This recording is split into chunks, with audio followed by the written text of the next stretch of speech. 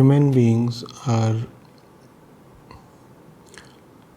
the only species that need to be born twice. Firstly, in the biological sense, and then, more importantly, in the psychological sense. A puppy, a cub, a kitten, they need to take just one birth, their biological birth or their animal birth or their bodily birth. The human baby needs to take two births before it can be rightfully called as a human being. The first birth obviously is from the mother's womb. It is the biological or the animal birth. Not very different from the birth of the offspring of any other species. It's the second birth that's far more significant, the psychological birth, the coming into being of the psychic human. The topic given to me is, why do schools matter? Now, this obviously is why they matter. The function of education is to give that all-important second birth to the human being. Else, all we have at our hands is just the biological creature, not very different from the animal. So that brings us to the importance and the role of education in schools, in colleges, in families, in society in general.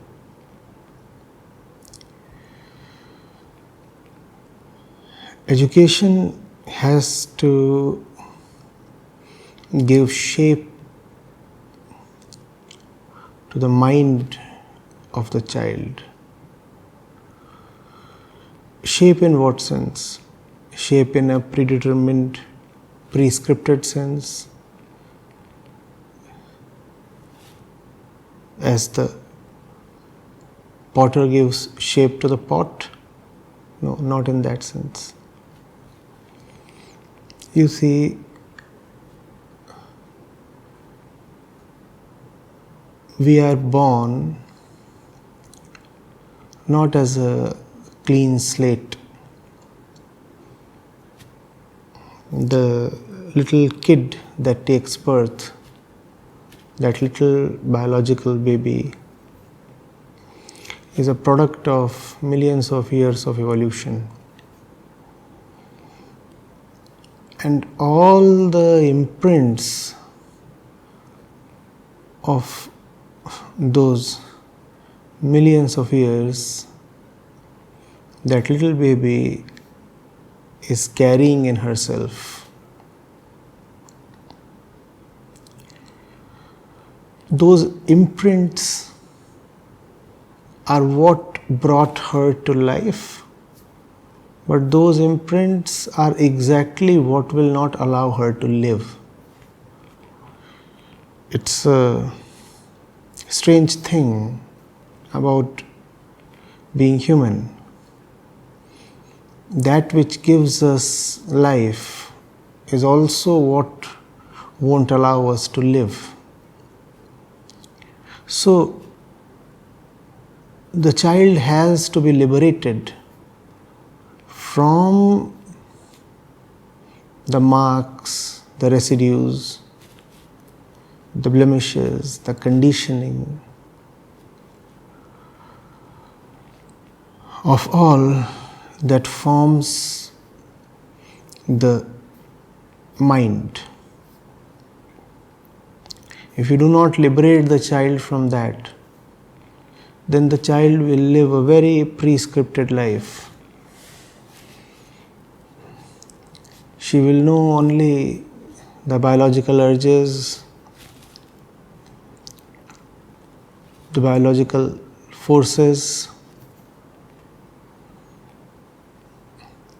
and her life will be tossed around on the mighty waves of the primordial biological ocean. And there is so much within us to keep us busy through a life that is being wasted on the bodily altar day by day. There is ignorance, there is greed, there is envy, there is lust, there is fear, there is jealousy, and it's so easy to waste away one's life driven by these powerful inner forces. These forces are what we are born with. This is our biological baggage. We bring it into the world right from the womb. That's why the second birth is important.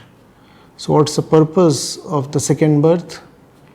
Why do we need education at all? Why do we need schools? We need schools to clear this biological burden. If clearing sounds too harsh, then we might politely say channelize. We need to channelize it, we need to master it. If we do not master it,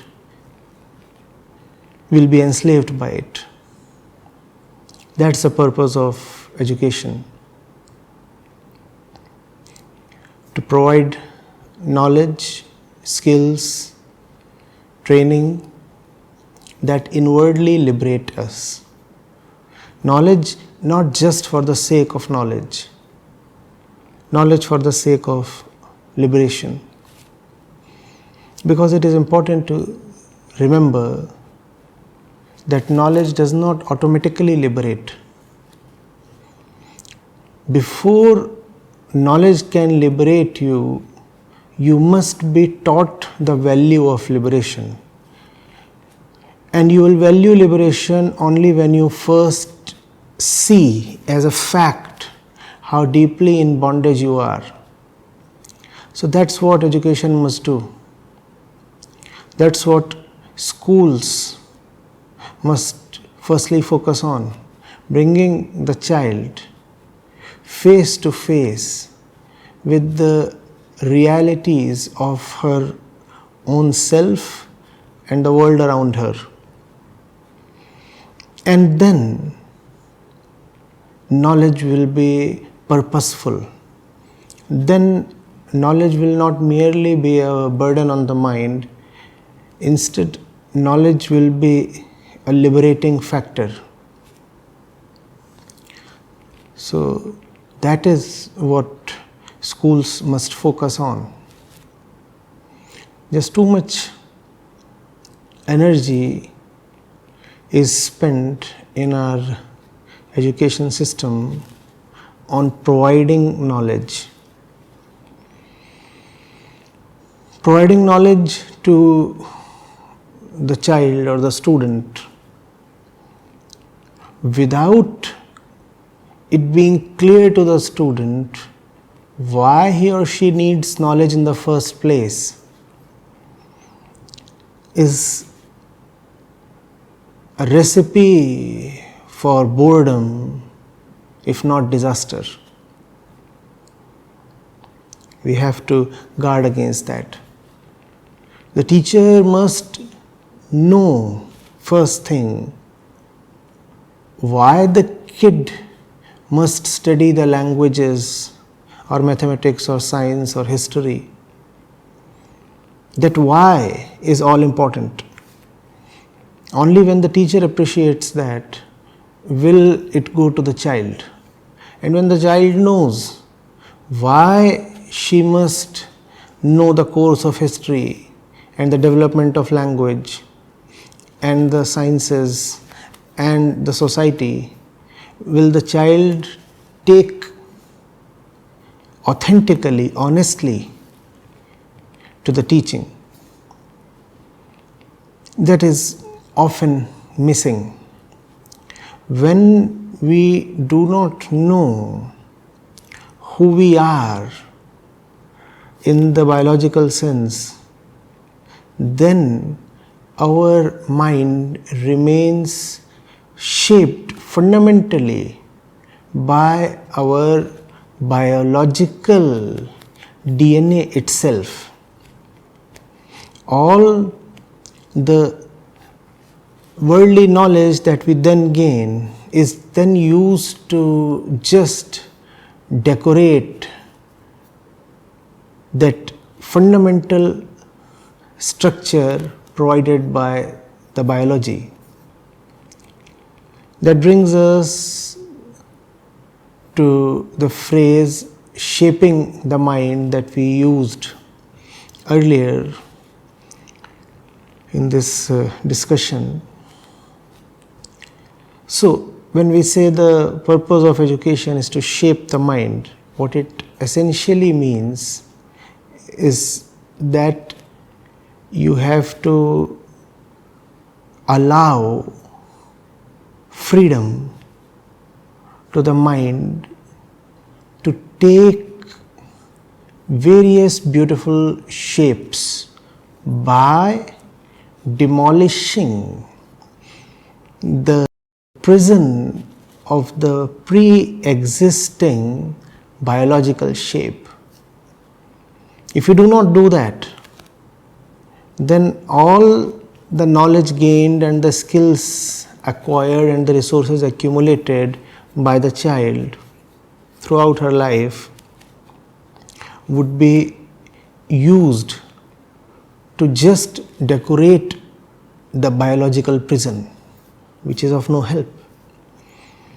So the default shape, the pre-existing shape, has to be firstly demolished.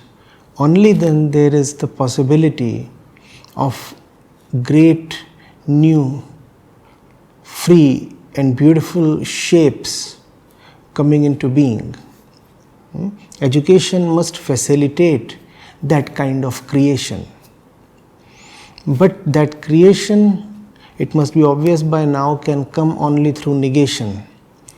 Negation of what is contained in our bodies and threatens to become our destiny if we do not observe it, understand it, and therefore check it.